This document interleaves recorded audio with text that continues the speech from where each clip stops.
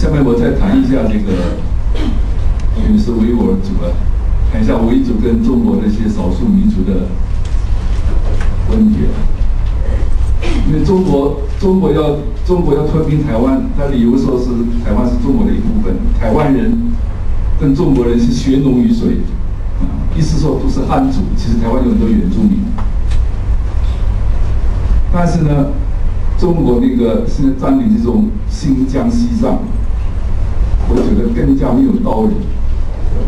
因为我想你不是炎黄子孙啊，你的鼻子都比我高，是不是啊？为什么一直说你是中国的一部分？我也不理解。过去呢，我认为共产党是全世界最好的政党，共产主义社会是全世界最美好的社会。所以以前我认为全世界都应该被共产党解放，包括当时我在印尼，我觉得如果印尼或者我支持印尼的共产党，我也希望印尼共产党力量不够的时候，中国共产党可以帮助印尼共产党来解放印尼人民。但是自从我在中国生活了20年以后，我的观点就完全变了。我想谁能够摆脱共产党的统治，谁就是幸福的。所以呢，西藏独立最好，新疆独立最好。我甚至认为，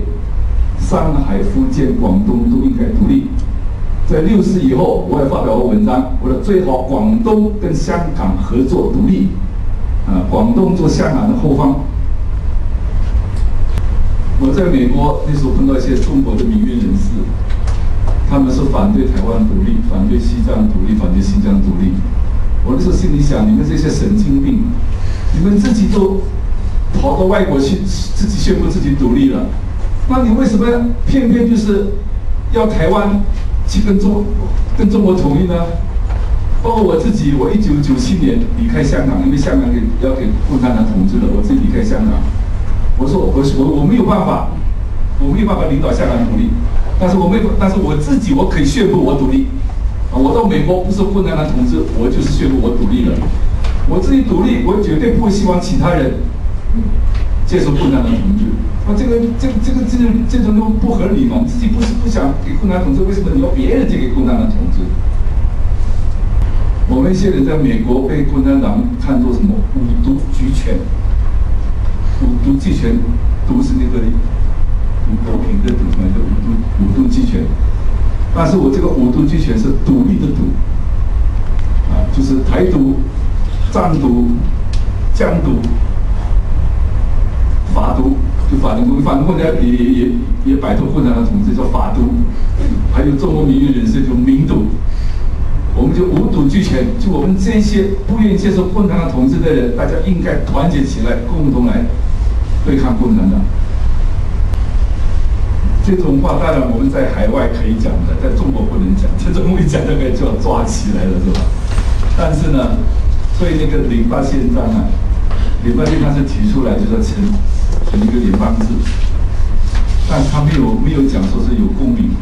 住民自决。联合国这个人权宪章是住民自决，但是那个08宪章不敢讲住民自决，所以我没有签署。但是联邦制有一个问题，知道吧？比如说联邦制，比如说你们新疆大概是2000万人口，但是维族不到1000万了，西藏就几百万人口，台湾就2300万人口，香港就700万人口。如果说除了这些地方以外，其他的那些中国各个省当做联邦的一个邦，我们这些外面这些邦啊太小了。那这等于是中国那个大的邦要怎么吃掉你都可以，就像现在的俄罗斯，你俄罗斯本身是一个，虽然它已经分裂了，但是俄罗斯因为它太大了，它可以影响控制其他那些旁边那些小国，什么哈萨克斯坦啊，什么就乔治亚这些东西。所以我觉得这个联邦制并不是那样子，我觉得不大可能实现，除非呢中国的各个省都分裂了，每个省一个邦，那这种联邦制就等于有30几个联邦制，那个时候还可以勉强考虑，那个中央集权就已经被削弱了。否则的话，你就让北京控制20几个省，然后其他几个小邦啊，那这个联邦制这个是假的。今年这个辛亥革命100周年了，纪念辛亥革命有各种纪念方法。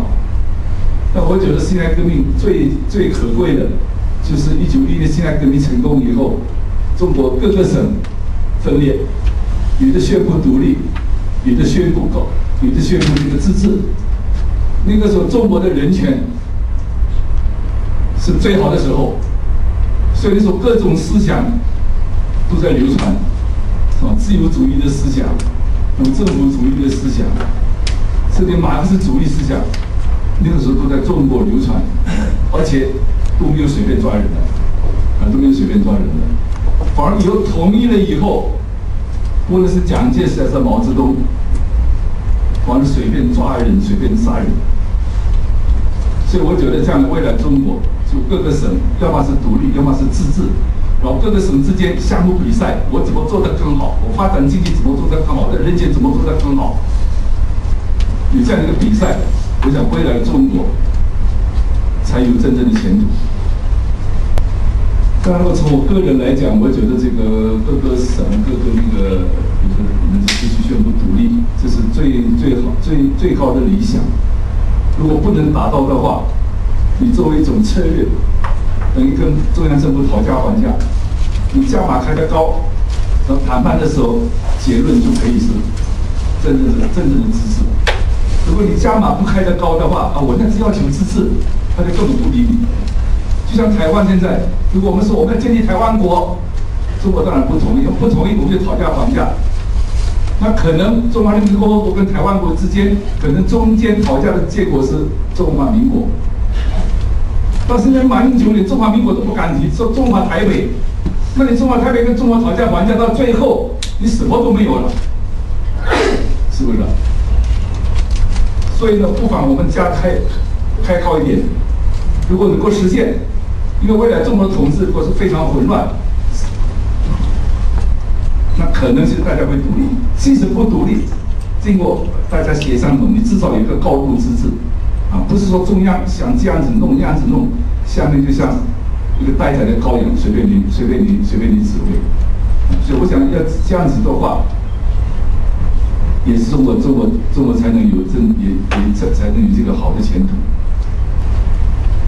这个在中国这个少数民族里面，问题最大的是藏族跟维族的问题。藏族相信全世界都在不关心，但是维族关心的人太少。因为是911以后，10年前911以后，中国说我也参加反恐，结果把维族全部当作恐怖分子。在那里乱抓人、乱杀人，但是西方国家、美国相信中国真的在反恐，所以但是维族情况是非常的糟糕。所以我大概2003年，我觉得苗头不大对了，所以我后来就开始写文章，就为这个维族讲话。后来到了台湾以后，台湾的228基金会有2次的研讨会，我都专门谈这个维族的问题。本来我在台湾是没有资格为维族讲话的，因为沃尔开西就在台湾，他是维族，但他不讲话，所以有一次在自由广场门前，当时声援这个维权的时候，我觉得在维族没有人声援，但是来了很多西藏喇嘛，我想西藏的问题我就不讲了，我专门讲维族的问题，希望大家关心维族的问题。后来那个。因为我有些文章都在自由亚洲电台发表的，所以我后来呢就是说，热比亚也知道这个事情了，我们就慢慢的建立起这个，就开始联络了。所以我前年第一次来东京的时候，就是来见热比亚的。所以我希望就是，反正给共产党迫害的。不论是台湾人也好，维吾尔族人也好，藏人也好，包括汉人也好，我想大家最要紧的，就是不要有这种狭隘的民族情绪。我是现在全球化，大家应该看到普世价值，我们追求的是共同的目标，就是人权、自由、民主。只要共产党倒台了，专制统治倒台了，将来中国要建立什么国家，到底是各个省到底是联邦制还是邦联制还是什么制？这个独立邦，这个都是以后只要是民主国家都好商量，都可以谈判的。大家不信，你从1945年2次大战结束以后，全世界所发生的战争，每一场战争都是有独裁国家，基本上都是独裁国家参与的，几乎是没有民主国家跟民主国家之间的战争。所以呢，我们就大家都争取建立一个民主国家，维护一个国家，我想这个世界的和平才能够真正实现。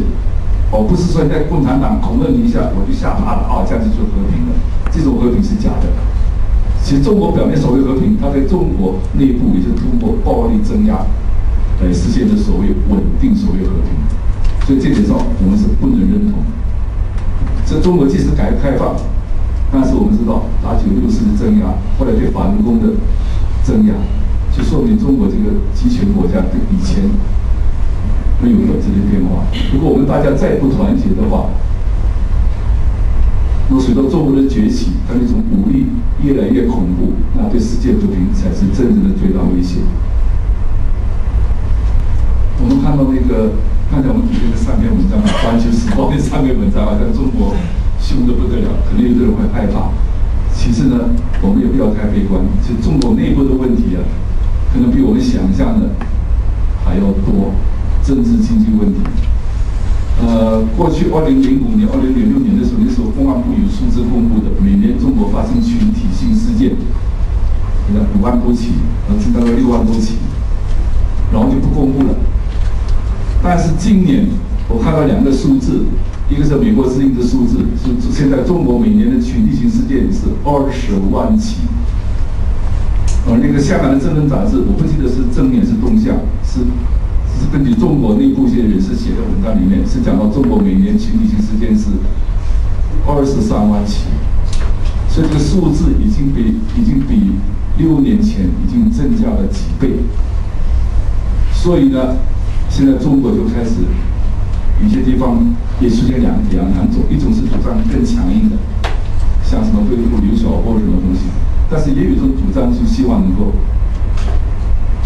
稍微温和一点。这种就出现了。所以刘晓波的父亲去世了，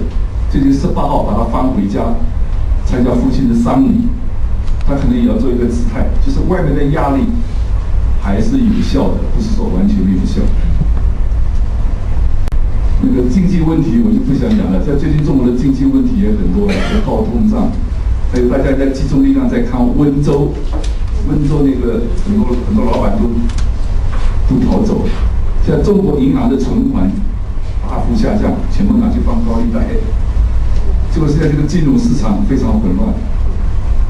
所以这些问题对中国来讲，问题也是很大的。所以《环球时报》那篇文章讲到，他说时间对他们是不利的，因为这个民主浪潮总是民主国家是越来越多，不是越来越少。所以呢，我就希望大家各位一定要保重自己身体健康。我们活得越长，我们这个民主的希望就越大。像我们看到中国的民主化，可能机会不多，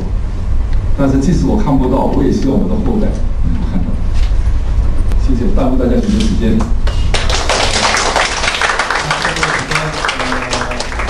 いただいてありがとう。